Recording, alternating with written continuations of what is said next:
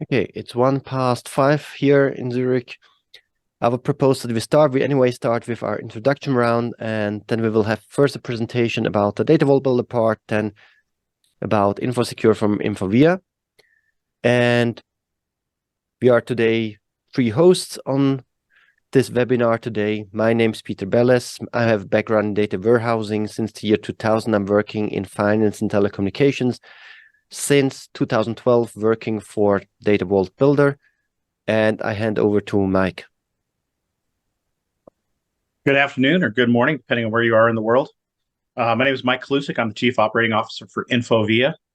We are a data strategy and execution company, and I have well over 30 years of IT experience leading Fortune 100 organizations. And we'll talk a little bit more about infoVia near the end of this presentation. Mike?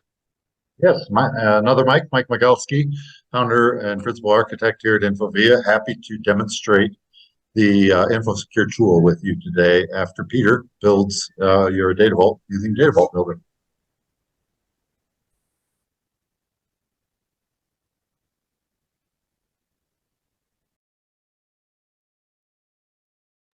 Why ever I'm muted? Good. Somebody muted me instead of himself. That's good. So what is the Datavault Builder? It's about integrating a lot of data. So our clients usually have many different data sources. They need to bring it together. And that's nothing new. Back when I started in the industry, it looked a little bit like this. We had many different tools with many different functions and many interfaces between them. And that's too expensive to do it today like this. For smaller companies, it was never an option. So we have replaced all these different options of data modeling, deployment stuff, creating your database structures, loading your data, orchestrating it into one solution. And the target is that you're faster and better at the same time. So how does it work? We start with a business-driven approach. So it looks like a little bit like this here. Business users and IT users can work together. They work based on business concept, what the data model is. And as we did that in the past and it was not so successful, so what changed? Here in the Datavault Builder, in real time from this data model, we implement the real implementation. If somebody goes and changes the physical implementation in the database, the data model is changed. So this means that business users have always an up-to-date view on what the metadata is, what the data is about. And as well as we are much faster like this, they're getting the results much earlier. And that's why they're now happy to join this kind of exercise and participate in creating these data models. So in the background, it looks like this, that from the data model, we create in real-time working code. This means database tables, load statements, but that's not all. To operate your data integration platform, your data warehousing platform, you need as well to have like infrastructure automation. You need to have your deployments automated, your documentation, your data lineage, your operations, and that's all included in the Datavault Builder tool. Just to give you 2 small examples, on the smaller sides, we have eGym company producing this kind of gym machines. They have billion of rows about collected from these machines, and they have a data team of 2 people managing all of this through automation that's possible. On the other hand, we have TV stations like ProSiebenSat.1. They are integrating 2 different data warehouses into one bigger data warehouse, and they are doing distributed development with 40 developers. And this is probably the end of line that we're looking at here. Bigger companies that need to have as well different permissions, that we need to have column level, row level permissions, stuff like that. And that's why we present today with InfoSecure today what is possible. If it's relevant to you, we are as well in the certification process to show that we are Datavault 2.0 compliant. If you want to see the comparison, how we compare to other tools that our customers are the happiest, you can download this kind of study or research results from our webpage. We don't have the time to go into details today. So how does it work? We have a model-driven core. So from the business model, we are generating all the technical objects. Then in the second step, we connect to data sources. Then we connect the data sources through the business key to the data model, and we create the abstraction views that we need, the interfaces. Now, usually you could go to the data marts and sort out all the permission stuff at the data mart level, or as we look at it today, in between, you can put the InfoSecure tool, which will then limit based on the users that are logged into your database, which kind of data you see, which kind of columns you see, and this will be the second part of the demonstration. So what I have done before this demonstration, I did set up my infrastructure. We will see the model to code conversion. We will not go into regression testing, deployment, automated deployment, and operations, but that's all included, including documentation and lineage that's happening in real time while I will be modeling. We have code versioning support in Git, and everything is covered by REST APIs. So what makes the Datavault Builder really different, that we are so agile? It is about that the modeling tool is not working against the repository and then you press a button and it creates your implementation.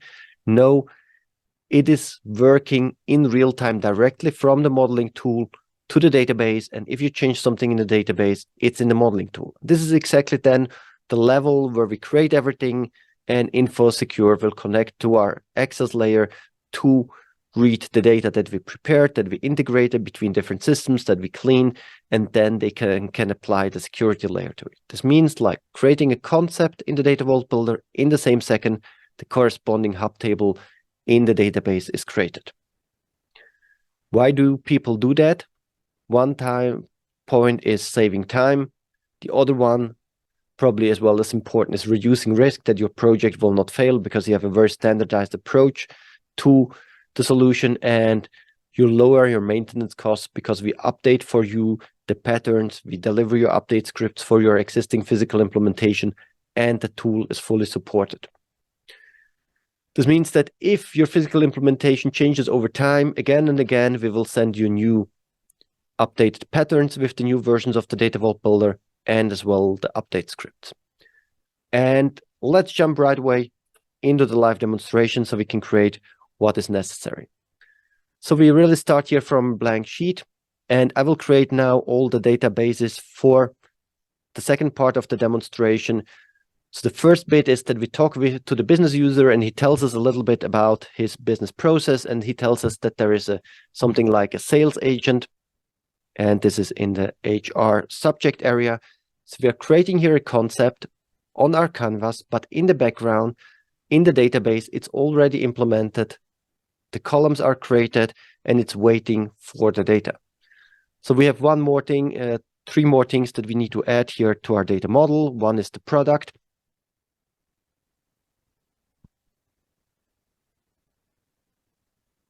And that will be in the products subject area. We will have something called the customer. And usually I will talk longer to the business user and talk about with him about what these objects are about, how they are defined, how they understand it business-wise. Good. And there's one last thing, and this last thing will link all these other elements together, which is the transaction itself. And it will be in the same subject area here as the customer. Does it make sense? I don't know. This is what the business user is telling us. And right now we have a conceptual data model. We have just the concepts on the screen, and now we can go and start adding relations. So we can say that the transaction is linking to the sales agent. There will be many transactions for one agent. We can add here the relation to the product as well here.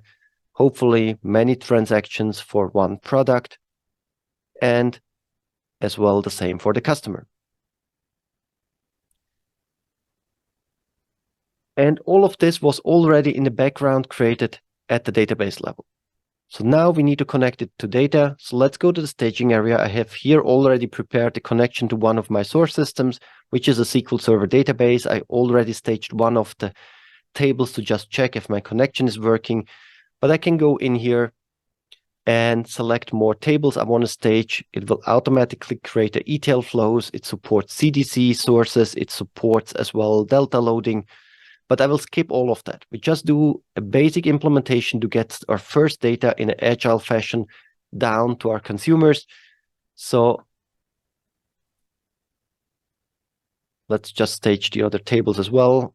And I could have selected here, add another table, load immediately. So it will not only create the target table, not only create the ETL flow, but it will as well load the data already. Good. And that's all that we need to stage our data. The next thing that we can do is go into our data profiling tool. Let's have a look at the data. So we could look maybe at from which countries are our clients. Let's have a look in a tree map view. So we see here most of our clients are coming from Albania, which shows that this is probably some fake data and not real data. Note that Albania wouldn't be a good client base, but it's just a small country. And now in the third step, the first step was create a data model. The second step was stage the data. And in the third step, we will now connect the stage data with the model. And for that, we add here some loads. So we select now our transaction table. We will select the business key, and as this is demo data, happily, we have just one column identifying the transaction uniquely. Usually it could be that we need to compose here a compound key. We could do here some more settings, but for the time being, we just take a plain, simple installation and configuration. So we just put all the columns into so-called satellite. And now what happened in the background? It created a load for the hub. So the business keys will be loaded into the hub. The columns, the attributes will be loaded into a satellite. There's already configured that it will be SCD type 2 insert only historized. It will create tracking objects which are not visible because there are technical artifacts, and they will keep track if any data, if any keys were deleted from the source systems or not, and it creates all the corresponding loads. As well, it went back to the staging layer, it extended the staging table to contain business key and hash key pre-calculations, and it changed the ETL flow to do this kind of pre-calculations in the next load. So this means we have a production-ready implementation into our vault. So directly to our raw vault, we can just start loading the data, and a few seconds later, we will see the results. So this is our business key. We have the hash key, load time, and source. And the background is, as we are very standardized, you never need to configure any of these column names or stuff like that. We do that for you, and you're much faster. It's simple to maintain, but as well, it's standardized. So we loaded our transaction table. So let's load as well our sales agent table.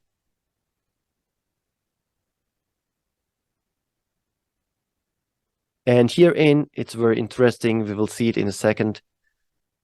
We will have some information about the agents that can access this kind of data because they are located in specific countries and the transactions are linked to the different countries, so they can then later on access only specific data. I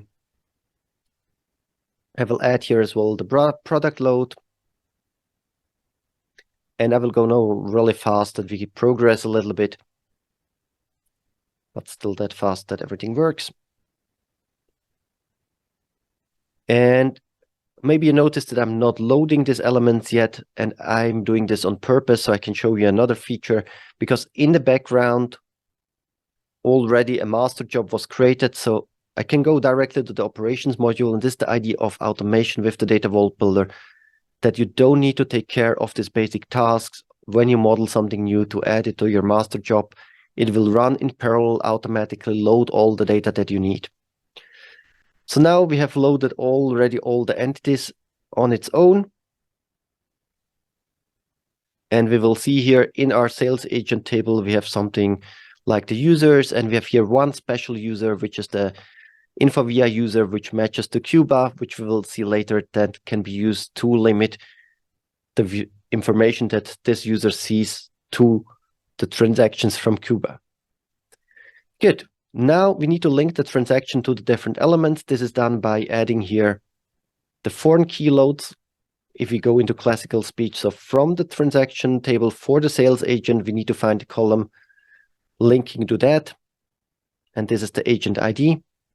This will not be unique. So the system tells me, yes, in the transaction, I found the same agent several times, but that's perfectly fine. This is exactly what we expect.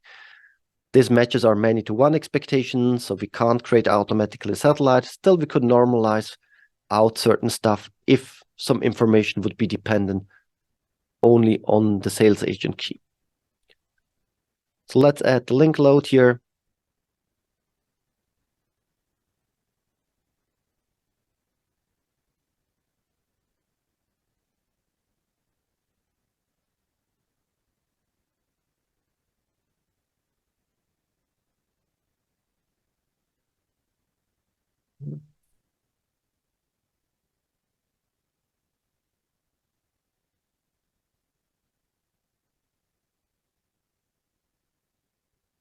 Not unique as expected, so that's fine.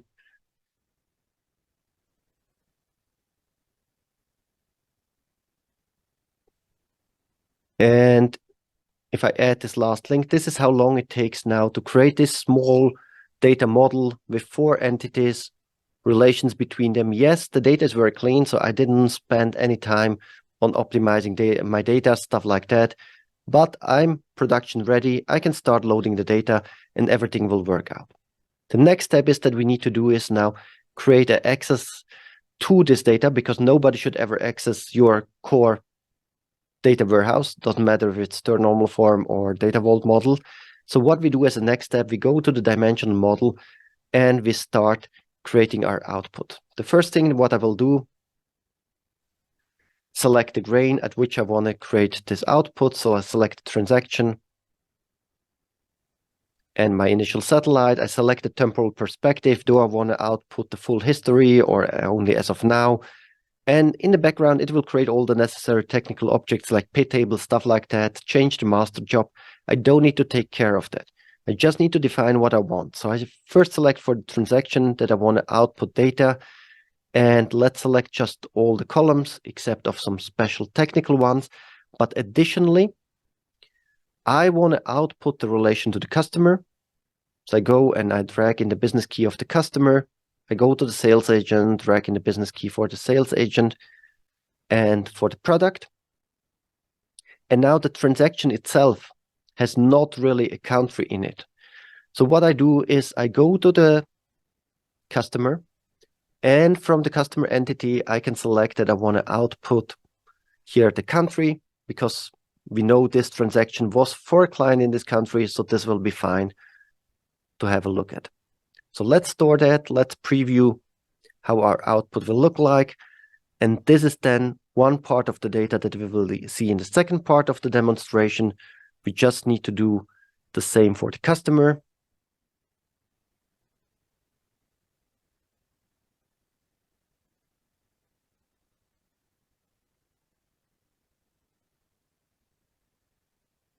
So here as well, we select just all the columns. Let's store that. And what you see here, from the transaction, I was able to go to the customer because there is a many-to-one relation, but I can't go from the customer to the transaction because that would create a fanning trap. So this is the tool is supporting me here of creating the right outputs. So let's do just the same stuff for the last 2 objects that we created here in, and then we will be nearly finished for the first part of the presentation.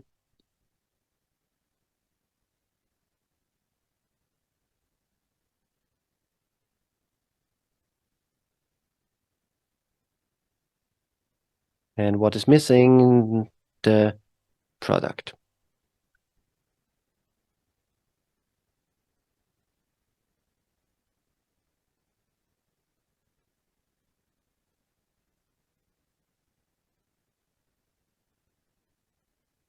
Good, so I created everything. I will test it properly. I don't have the time to do so. Let's just trust that everything worked out.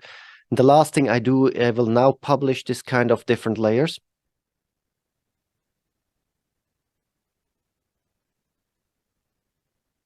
And right now, in the database, they will be available in a layer called access layer. And we have granted the permissions for this access layer to the InfoSecure tool. This means they will now access the data that you see here, like the customer on Snowflake, and will start do their magic. So this is the first bit, and this is really now a production-ready implementation from the model staging the data, loading it, creating an interface. Data lineage was in the background already generated. Operations was completed. So we have now a master job that we could schedule here directly in the tool and we can load it. Documentation was created and we could deploy the stuff directly to our next environment or through the Git flow process into our Git repository. So let's switch back to the presentation. And don't worry, I understand that if you've seen it in this speed, probably you couldn't reproduce exactly what I was doing, but the target is that you understand that the tool, if the data is matching your expectation or you need to, or you know which kind of bad problems you have in your data, it's really, really fast to technically implement all this kind of stuff of integrating data, normalizing it, harmonizing it, and that it really covers the different steps. Before we go into the next section, first thing is, I forgot to mention there's a Q&A button if you have any questions. And I would start a short poll where we would ask you if you already using some kind of securing your data, or what is your current state of what you're looking for. That would be probably a good entry point for Mike.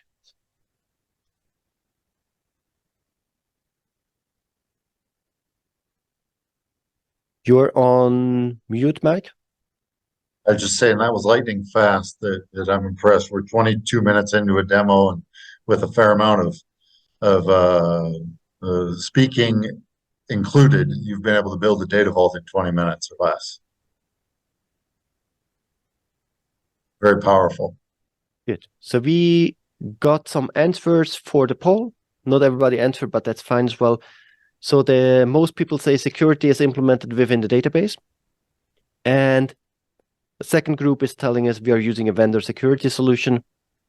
Yeah. So this is about it. So now we will see as well how just a general security solution can look like that you can use for many different things. Okay. Thank you for queuing us up there, Peter. I hope you can all see my screen here. So first of all, I'm impressed with the audience saying, that you're already using the database layer for your security. First of all, I think that is the right architect approach. As an architect, as chief architect at infoVia, and as a data architect for many years, I've always felt like the farther down or left in your architecture you can push your business rules, the better off you are, because you get reuse and consistency out of them. And to our knowledge, or to our, I would submit to you that security rules are in fact business rules. So we're going to show you today how to take what Peter has built from the Data Vault with using Datavault Builder and put security around that at the row and column level.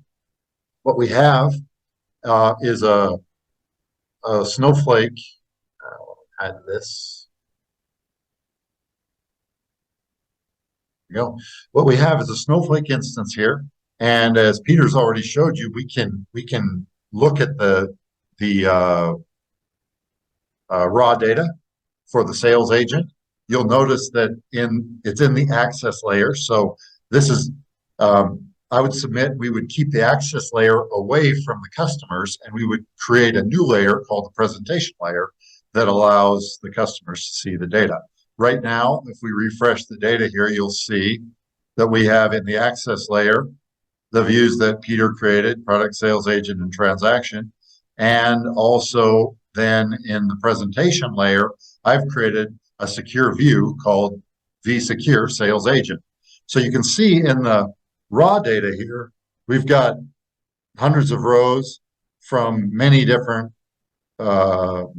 countries. The secure sales agent view that we generated in InfoSecure, we're going to show you how it works first, and then we're going to show you how we built it. You can see that it is only showing me those agents that are responsible for the country of Cuba. So it's doing some filtering. Let's say that I decide that for the current user in the database, which for the sake of this demo is infoVia, this is the InfoSecure user interface. Let's say that the infoVia user can see Cuba employees, but we also want that infoVia user to see data from, say, Norway.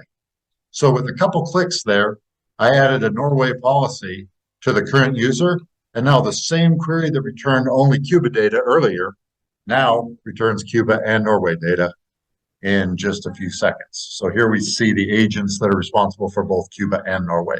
So it's just that easy to change the policies. And I would submit that you can take this interface, put it in the hands of your users, the business users, and since access control is a business rule, the business users can now manage it. This policy grants access to the country of Norway, as you can see here. If we wanted to grant access to, say, yet another country, we would just add more countries to either the role or directly to the user. Either way is allowed in InfoSecure. You can either assign classes, which are your policies, directly to the user or to roles that the user has. So either way we do that, it's just a few clicks. And now when I run sales agent view again, notice I'm selecting star from this. So I haven't changed the query, but now it's returning different data based on the policies. So now we added Switzerland as well as Norway to the list that would return those agents. Let's do one more thing here. Let's get a little fancier. And let's go in and configure this view for sales agent so that we mask the agent's name. Let's say that we don't want to always simply display the agent's name. So I'm going to change this to a masking rule of, I don't know, the first n characters of the name. It's going to show here the default expression is the first 5 characters, but we could change that. Let's display the first 4 characters of the last name. And we're going to do that based on a category of masks. So let me show you what that means. What that means is that this view now will mask the agent's first name. I'm going to generate the view, and then I'm going to show you the results of that as soon as it's done generating. So it's that fast. We generated a new secure view. And now when I run the same sales agent, notice the full name here is full at this point. When I run this the next time, it's going to mask that at the first 5 characters, first 4 characters, I mean. So you can see that it was just that easy to change this so that it masks that name. And it actually, we can actually revoke the privilege from the user to see that data at all, since we've put a masking rule on there. So you can see in the US employee here, it shows that I'm masking the agent's name. I'm going to remove that policy from the user or from the role US employee. I'll make sure no other roles for this user have that as well. So the infoVia user, Cuba employee, it's just a filter, so we're not masking. So now I removed the ability to see masked data in the interface. Remember, I didn't rebuild the view, so we're running the same query against the same view, but now that that user no longer has the ability to see masked data, they see null in the agent full name. So you can see that we have ways to build conditional masking policies so that based on the user's, any given user's policies, they can see the full name, a masked name, or no name at all. So that demonstrates what we call cell level security. It's being able to generate filters for only certain countries and mask rules for certain columns such that you can filter and mask down to the cell level if you choose to do so. So now that we've shown you how it works, I'm going to show you how we built it. And to do that, we're going to build a new view. So you notice in Snowflake, in the presentation layer, we only have this secure agent view right now. So I'll refresh that just to prove it. Okay, that's the only view in that layer. Next, I'm going to go into the InfoSecure UI, and we're going to create a new view for the product data. The secure store is the data that exists already. So this is our access layer data that Peter built. We are going to select that access layer as our source for our secure data. Remember, this is the unsecured, fully raw vault data, and we're going to choose the product object as our source. And then as our target, we're going to choose the same database, but instead of the access layer, we're going to put this in the presentation layer, and it defaults to a name of vSecure product. We're going to keep that name. So now we've built this new view. When I click on it, you can see that we've gone out and discovered all of the columns in the product source. It has all of these columns, the business key. It's essentially a dimension. So it has the product dimension key, and then the description, group, ID, name, and number. Okay? So it's displaying all of those columns. So just to show the incremental building of that, I'm going to show you the raw data for product here. We've got a few dozen rows. We've got some product names. And then what's really important here is we've got a product grouping, which has things like tools and games and garden and home for groupings. If I run my secure product view right now, I'm going to get the exact same data that I got from the access layer. So why is that interesting? Well, it's interesting because we created a default product view that displays all the rows for all the columns. Next, we're going to add a rule to filter that data based on an InfoSecure policy that we've named called product group. And we're going to compare the product group policy to the product group column in the secure store. So from the access layer, the product group column is going to be compared to the product group category. So with a couple clicks there, we added this filter into the view. We're going to regenerate the view. And as soon as that's done generating, should just be a second here. There we go. Now, when we run product, the secure product, we get a subset of the values. So with just a few clicks, we're able to build this view, and it's only showing the home and tools product groups. So only 4 rows out of that raw data from the product. The presentation layer is only showing us these 4. Well, why is it only showing us these 4? Let me show you. Because the current user logged in is infoVia, and his roles include this one, a hardware employee, and the hardware employee can see only these hardware products, home and tools. So with just a few clicks, we can change what data the user sees by creating a view and then associating it with only a handful of the products. Now, how easy would it be for us to add, let's say, food to this list? All we have to do is edit the role, change the product group to also include food. We can use different match types. We're not going to go into this, but you can do other matches besides an equal match. You could do a like, so you could do F%, for example. In fact, let's just do that. Why not? F%. And so now we can see home, tools, and all groups that start with the group name of F. So running the product secure view now, the same query. Here we see products from the home, the tools, and the food category by just simply adding a specification to the policy. So it was that easy to create a new view from scratch that filters based on product group data. And so now you've seen the sales agent and the filtering capability. You've seen the product data and how we filtered and masked. Sorry, we masked the sales agent. We filtered the product data. Let's put that all together into a query right here.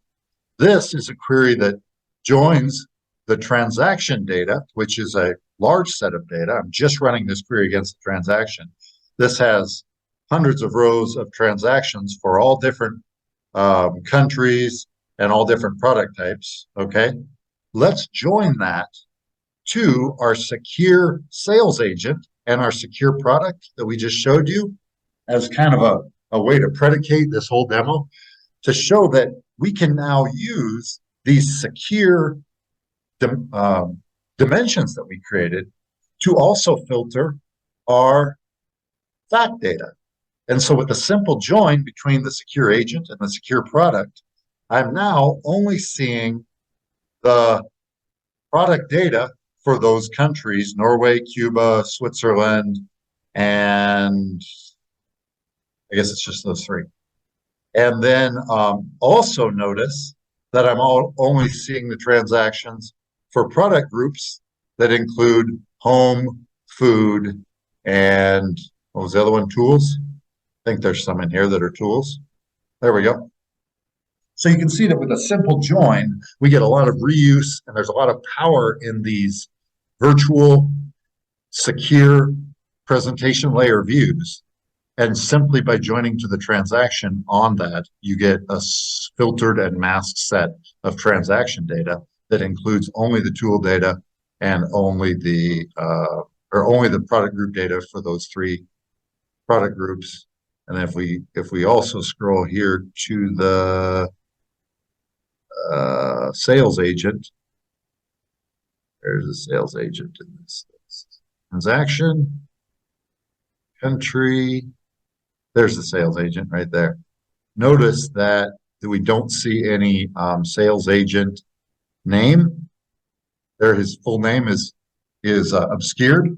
Let's go back and add that in to the role of U.S. employee. Let's add that rule back that says the U.S. employee can see masked agent name. Okay, so now when I rerun this query, instead of a null in the agent name, this particular employee or this particular user will see the masked agent name instead. And with that, I'll demonstrate this as soon as the query returns and then turn it back to Mike Kalusik. So there you go. There's your masked full name with just a little bit of configuration of the policies. So we've shown how to take a set of access layer data built by Peter and using Datavault Builder. And in 20 minutes, he was able to build product, sales agent, and transaction views in the access layer.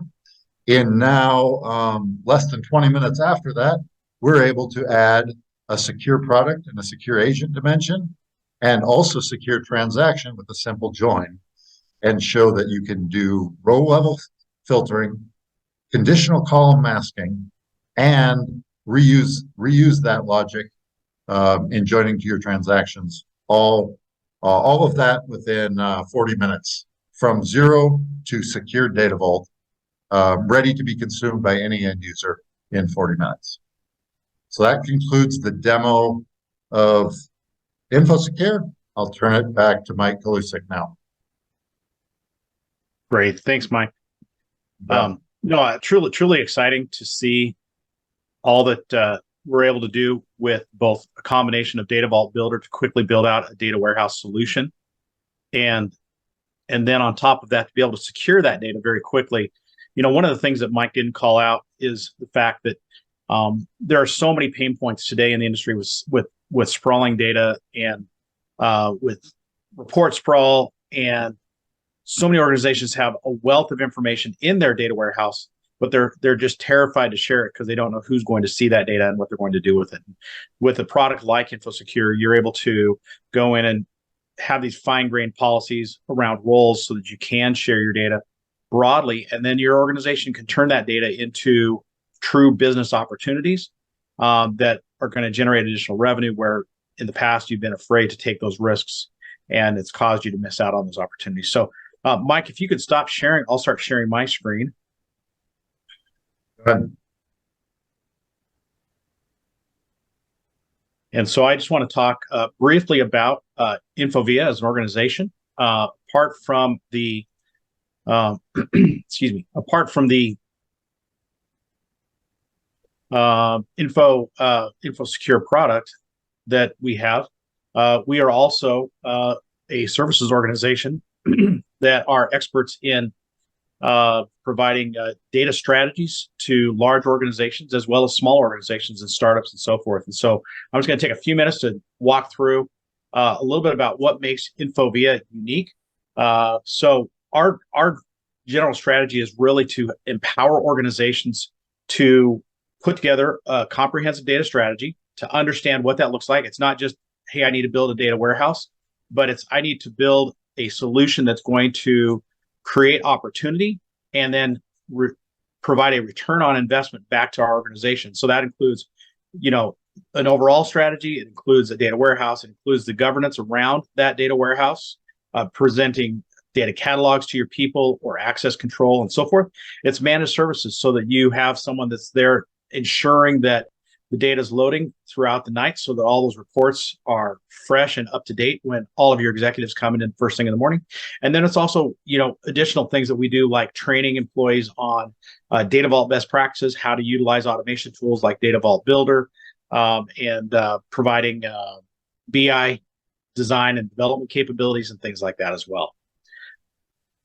So, as was mentioned earlier, infoVia was founded back in 2018, and over the last several years, we've seen a tremendous amount of growth. Mike is the founder and principal architect. I'm the chief operating officer. And so between the two of us, we have done just an amazing job of delivering value for our clients. And we've seen that pay back in dividends in their oftentimes volunteering to be referrals for us. And they're oftentimes coming back to us and saying, hey, we want you to do more product projects for us, simply because we're so pleased with what's been done. And that's really a testament to the team that we've hired. We really focus on hiring the best and brightest people in our industry, and we'll talk a little bit more about that here in a couple of slides. This is an example of some of the organizations that we have worked with or are currently working with. And what you can see from this is there's really a broad spectrum of different industries here. We're not hyper focused on one particular industry. The exciting thing is that a data strategy is really something that every industry is in need of. And when you need a data strategy, you need to make sure that you find someone that can help you put together a solid strategy that you're not going to have regrets from and that you're not going to waste money on. And so that's one of the things that we focus on as an organization.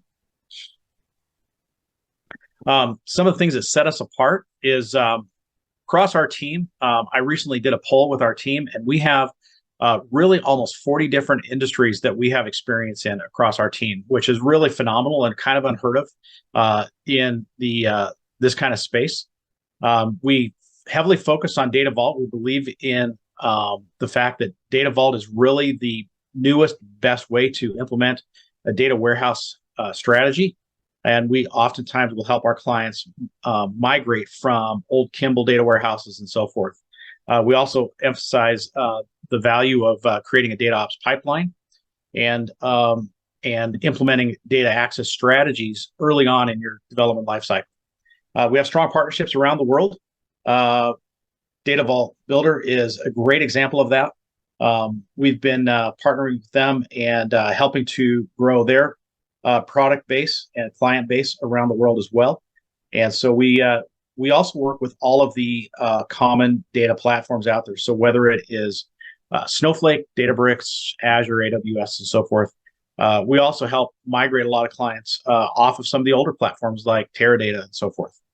As I mentioned earlier, we spend a lot of time with our clients. We work in a variety of models where we will come into some organizations that have only a light IT team, and we will partner with them and help build their data warehouse. And then others that have a little bit more of a staff will oftentimes work shoulder to shoulder with them in kind of a peer programming model where we help them to build their data warehouse. And at the same time, we're training them in all of the best practices that our teams bring in. So as I often tell them that we fade out as they fade in, and by the time the engagement has come to an end, they are able to take care of the ongoing care and feeding of that data warehouse that they built with our assistance. We also provide, as I mentioned, managed services so that we can ensure that the data continues to load after hours and that dependence on the data is always reliable and trustworthy.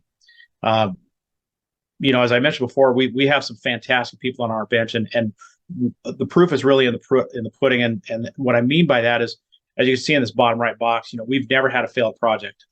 Every one of our clients has been elated and satisfied, and they've often come back and offered to be referrals for us and to ask for additional work. And so we're excited.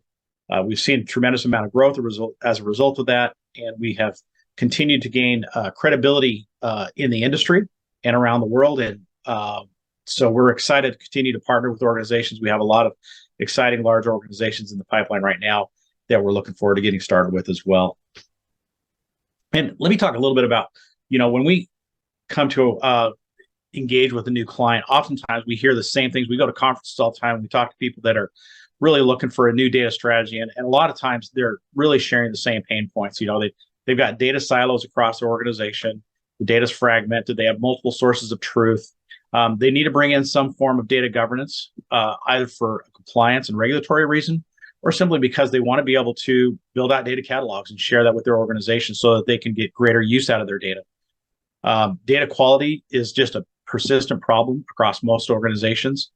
And the solutions they have in place currently, they don't scale, they don't perform. There's a lot of loss of credibility for the IT department as a result of all these problems that are plaguing them. And then on top of that, their stakeholders are clamoring for more analytic capability and dashboards and the ability to look into their data and understand where they need to focus their attention. And so a lot of what we'll do is we'll come in, we'll help them put together a strategy around that. We'll help them choose a target platform and some good automation tools to start delivering some real value very quickly. And that oftentimes really just helps them to have a sigh of relief.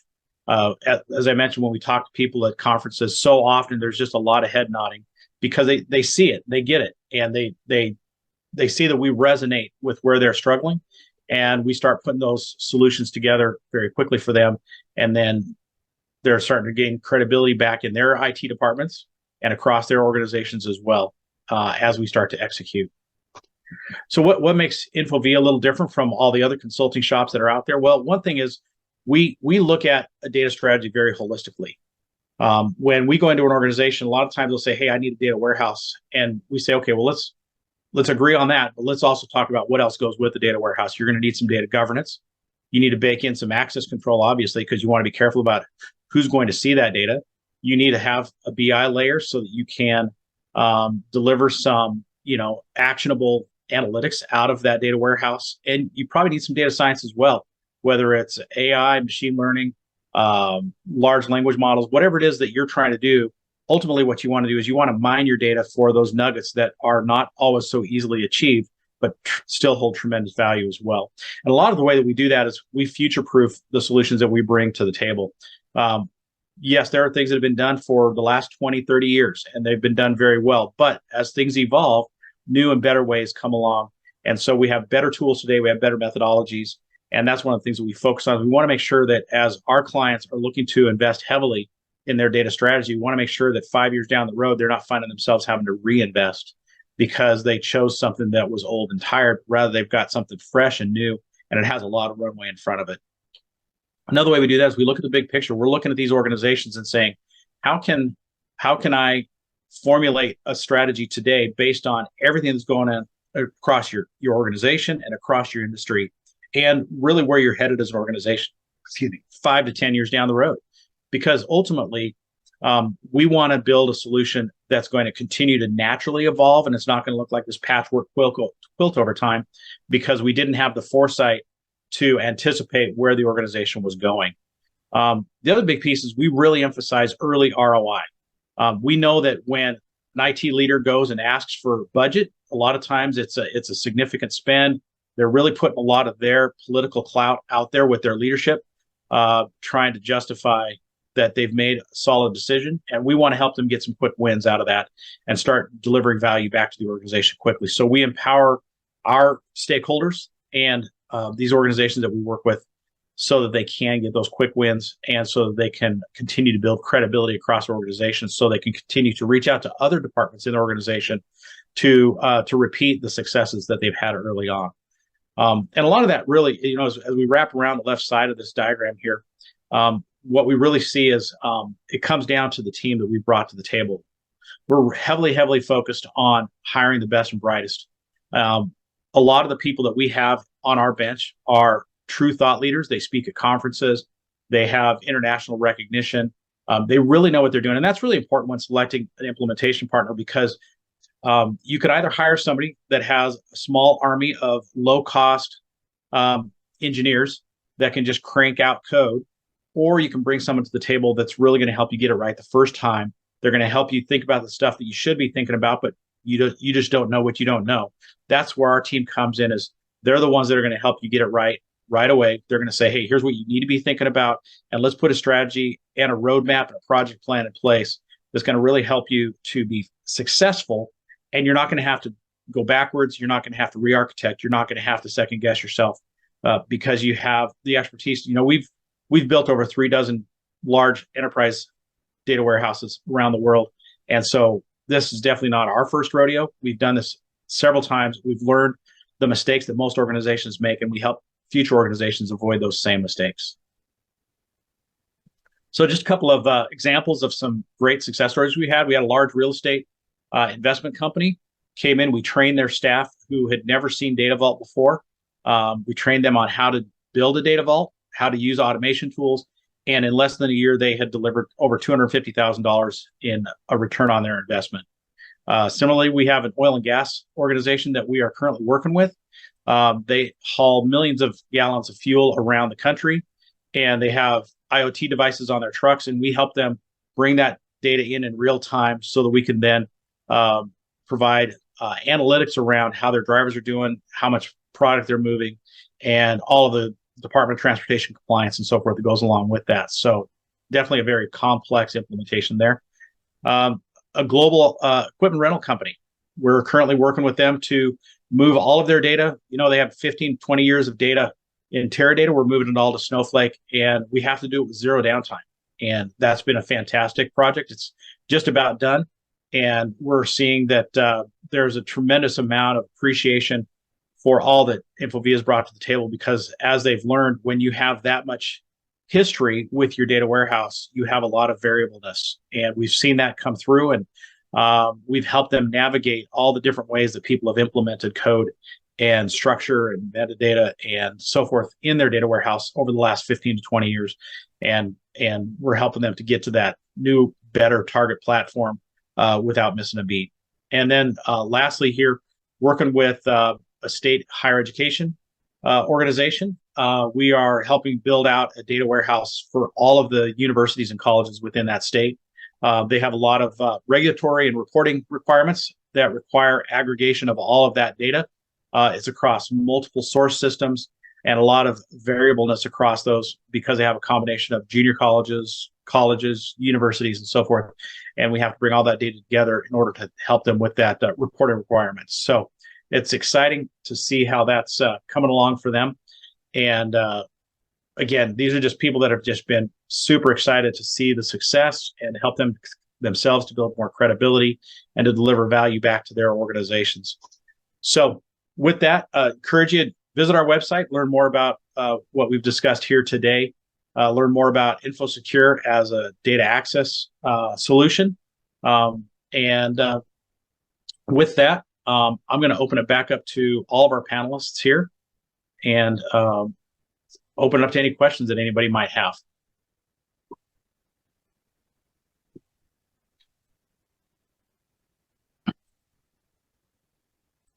So, and Peter, I believe that you're monitoring the questions. Exactly. So one question is that if you support all the different variants like row level security, column level security, and cell level security in InfoSecure. I'll take that one.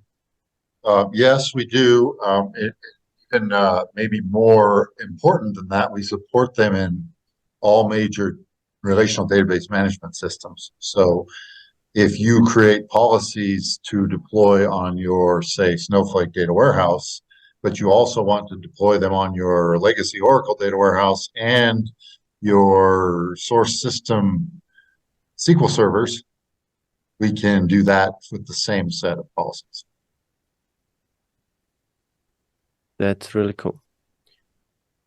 So one question is, how did this work together today? We used a Snowflake database instance, and the Datavault Builder is using certain schemas where we process the data and prepare it, and InfoSecure was accessing on the same instance, in the same Snowflake account, in that case, the data.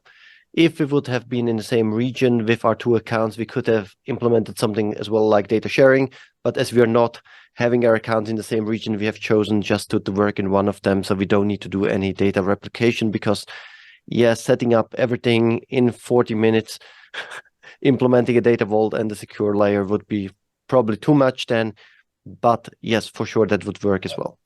I would add to that, Peter, that it's InfoSecure is as simple as gaining connection to the source to the source data. So you granted that access layer to our login. We logged into Snowflake and set up InfoSecure directly on that, creating views in the presentation layer. So for us to be able to do this, all we needed was a login to your environment, and we took it from there. And I can confirm that we just did that on Monday. So this is not like we prepared this demonstration for weeks or months, but it's really, we just discussed what it should do, what the data is about, and it just worked out of the box. And I think this is for both the tools a really crucial part, that you can really get something, and within 1 week you could do a POC and probably show how you get the data from the source, how you process it, how you integrate it, how you secure it, and create your first report based on the secure data. And I think that's a very strong point to sell to the management. It's the end-to-end easy button. You have the easy button for building your data vault builder, the easy button for building security on that InfoSecure. Mm-hmm. Cool. Yeah. Well, along those lines, Peter, I have a question for you, because I think a lot of times people wonder, with automation tools like Datavault Builder, how much time does it really save using a tool like that versus doing it the old-fashioned way of just getting a data engineer in there and a data architect and just having them just brute force write all the code out? So, I mean, we could look at specific part like creating a hub, and there it's nearly all the time. But we have, like, from Yale University, they did a webinar on using the Datavault Builder, and they compared it to a similar project using Talent and creating manual stuff. And they realized they saved 75% of the project efforts by the Datavault approach. Yes, so still you need to do it like analyzing your data, you need to set up your infrastructure still, you need to get your permissions, you need to get your business users on board. But for all the technical parts of the deployment part, of operationalizing the stuff, you save a lot of time. And as you say, the return on investment is very, very high. Your data engineers and architects are at least 4 times more productive with automation tools. Mm-hmm. Yeah, and I'll even say, I was at a conference here last year, and I was talking to an IT leader, and he had said that one of the big consulting firms had told him it was going to take 5 years to build his data warehouse. And I couldn't believe that anybody could take that long to build a data warehouse. But the reality is, with an automation tool like Datavault Builder, if you cut that into a fourth, you're talking at maybe a year. But even that, I mean, the reality is all the data warehouses that we build typically, they're a few months long. They're not years long. Well, we just showed it in 40 minutes. Exactly. And it is true. My first project took 2 years and 3 years until it was live. And then the business requirements changed in that time. So it's completely worthless doing projects like that if you don't work agile today. And if you want to see more, maybe as a last point, as call to action, on YouTube, you find a video about how we create really a data warehouse with 2 different data sources, with hierarchies and everything. And yes, it takes a little bit longer, like nearly 2 to 3 hours. But after the 3 hours, you see really reports being there. Everything is running, everything is scheduled, and everything is in place. Yes, still, it was with data that we were well aware of what the problems are. But still, for the technical doing, and this is with your tool as well the same, people will have longer defining what they want to do than to do it. So, well, that's where people are most valuable. Creating SQL and DDL is not the best use of your data engineer's time. It's designing and having those conversations with your business to decide what your hubs should be. What is the unit of work for your links? How should you split your satellites? What data should be grouped together? What is the security of that data? Those are the valuable conversations. Making it happen should be automated. That's a good last word, I think. Yeah. If this is fine for you, I would close the webinar here today. We reached 6 o'clock Zurich time. So thank you a lot. Thank you for everybody that attended, and have a nice evening and have a nice morning, wherever you are. Thank you a lot. Yes. Thank It was you, a Peter. pleasure. Thank you. Thanks for joining. Bye-bye.